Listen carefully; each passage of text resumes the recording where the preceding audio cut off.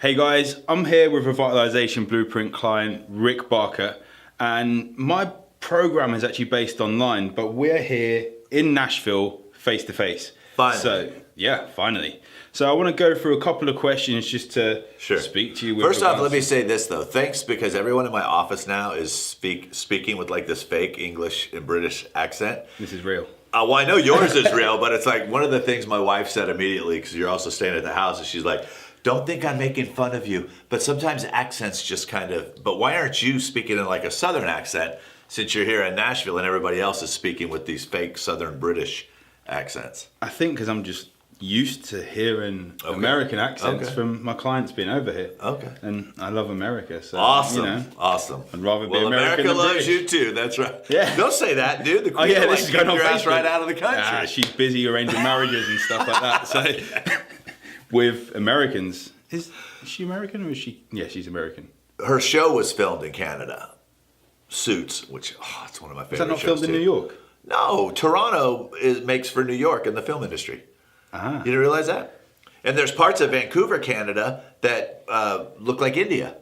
I don't know how, but the Canadians are getting a lot of money. I was disappointed going in New York, standing outside the Friends apartment building and found out it's shot in LA. Yes. It's like, It's called a set. letdown. Yeah. Yeah. It's called a set. anyway, Now back talking to our about regularly being scheduled program across already the in pond progress. and Yes. being here. Yes. I'm based in the UK, but all my clients and my program is online. You'd seen different testimonials of people that you know and trust. Why me? Why did you come to me for your health and fitness? You know, I think that there comes a time when you're sick and tired of being sick and tired, if that Yep. makes any sense. And I have tried everything. I mean, I was, fortunately, I've now been sober a little over 25 years. But back in the 80s, I did some crazy stuff to my body. I was addicted to crack cocaine. I got down as low as 108 pounds. Then later on, being a knucklehead, I used to weigh and consistently weigh about 175, 180 pounds. Yep. And then about 20 years ago, I went to jail. And I came out of jail about 60 pounds heavier. Gained about 60 pounds in 4 months, quit smoking, replaced everything with all this bad food. And then my mindset just kind of, then being on the radio and being the fat DJ, they would always give me the magic pill or the magic formula that I would tell everybody how much weight I'd lost so fast. And I was just putting so much crap into my body. And then mentally, I just decided that I'm just a heavy guy. You know, I started blaming my metabolism. I started blaming the fact that I had done drugs. And when I saw the results that Eddie's was getting, I was kind of in that place. It was towards the last part of the year.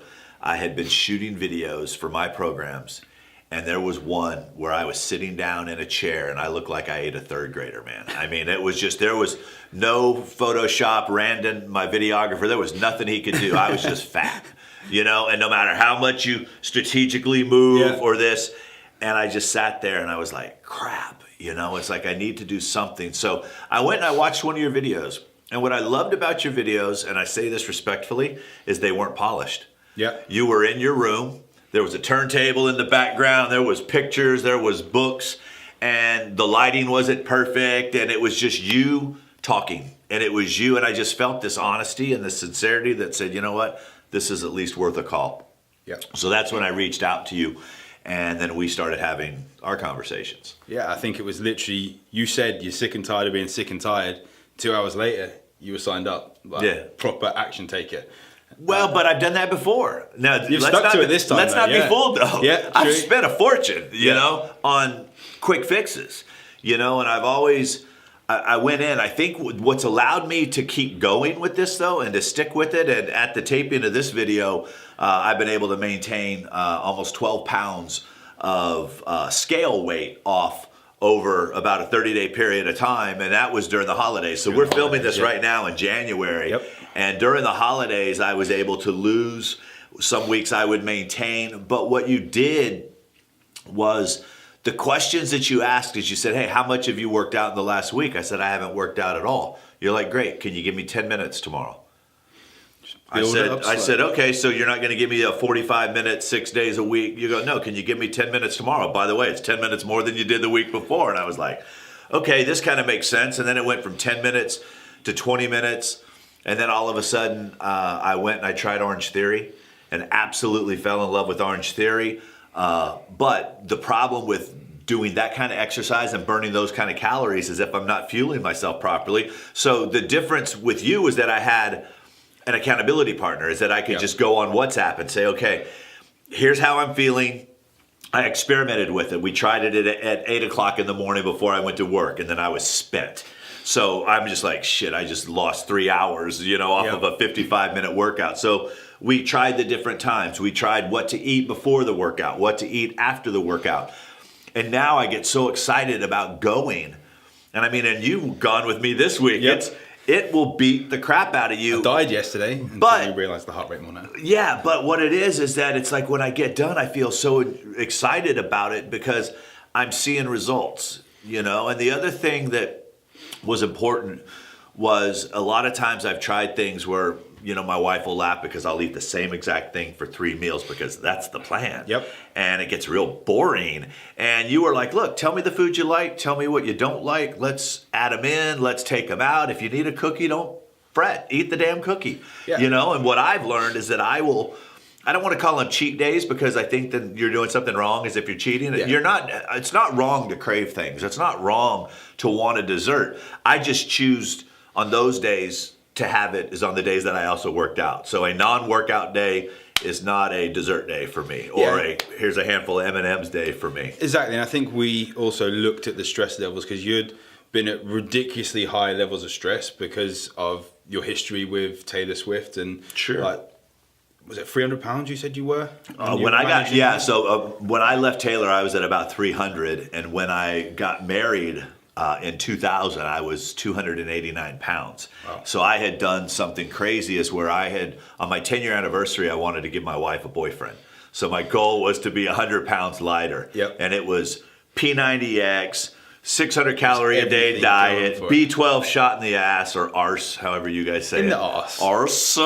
And I got to about 192, but I was skinny fat. I was unhealthy. I looked good, but I was deathly ill. Yeah, I didn't. And one of the things that you noticed when you were asking me questions is you asked me about my schedule and what I do. And I said, well, here's how I like to wind down at night. As I said, about 9 o'clock, I'll go out, I'll fire up a cigar, I'll answer emails, I'll watch TV. And you're like, how are you sleeping? I said, well, I'm not really sleeping all that good. You're like, yeah, because all that freaking stimulus. You call that a wind down. That's actually winding you up. A lot of people do it. Yeah, and then you had me shut off electronics about 9 o'clock. By the way, it was harder to quit crack cocaine than it was to quit Facebook.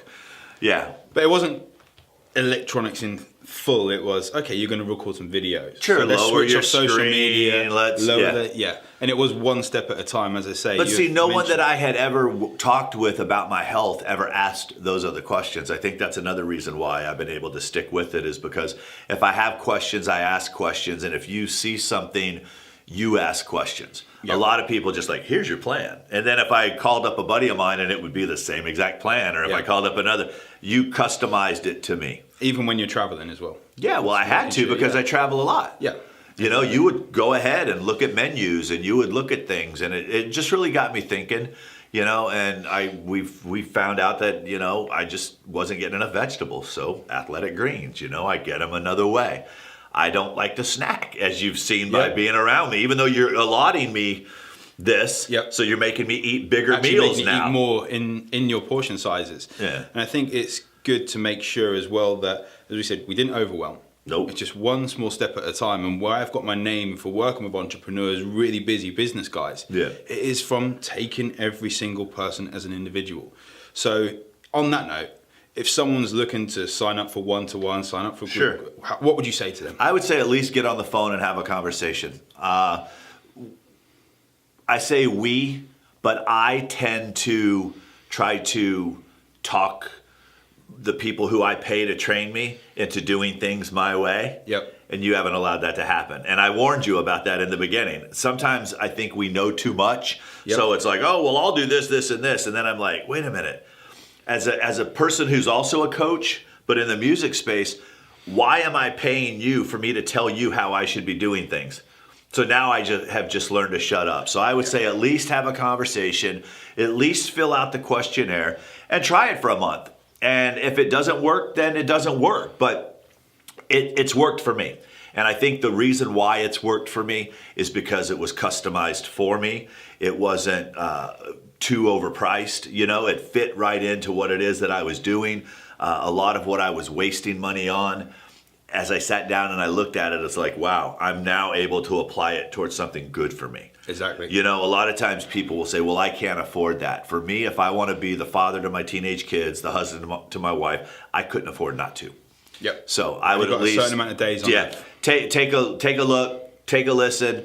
I absolutely love what's been happening for me. I'm excited because for years I've lost the weight and it's always found itself back. So for me, it was just basically listening to what it is that he had to say. It was listening, letting him ask the questions. I didn't go into it with the mindset of, oh my gosh, this is another expense. I looked at it. It's an asset. Yeah, it brings to you. It adds value. It does. And I had one of my clients' mom say, she says, Rick, she says, you're such a powerful speaker. She says, can you imagine when you can go on stage and you're fit and you're firm? She goes, you are going to absolutely rock the world and change the world. And I remember that. Yeah. So it's not just been physical changes. No, it's been the everything. mental changes, the focus, the energy. Yeah. So if you are ready to even just have a chat, just drop me a message and we can get something arranged. Rick, Thank you, sir. thank you. Appreciate it. Take care.